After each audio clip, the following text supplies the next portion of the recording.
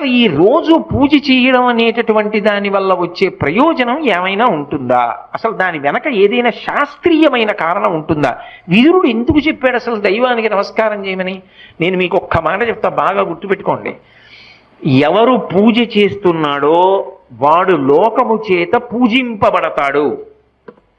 నేనన్న మాట బాగా పట్టుకున్నారా? ఎవరు పూజ చేస్తాడో వాడు లోకము చేత పూజ అందుకుంటాడు. అదేమిటండి మీరు అన్నమాట మాకు బాగా అర్థం కాలేదు, మీరేదో అన్నారు బాగుండదని అన్నాను అంతే అంటారా?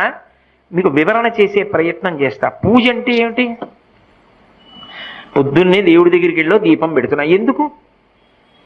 ఎవరు భగవంతుడు? చంద్ర సూర్యౌచ నేత్రే కర్ణావాసా శిరోద్యౌ ముఖమవిదహనో యస్య వాస్తేయమబ్ధి అంతస్తం యస్య విశ్వం సురనర ఖగో భోగి గంధర్వ దైత్యైః చిత్రం రమ్రం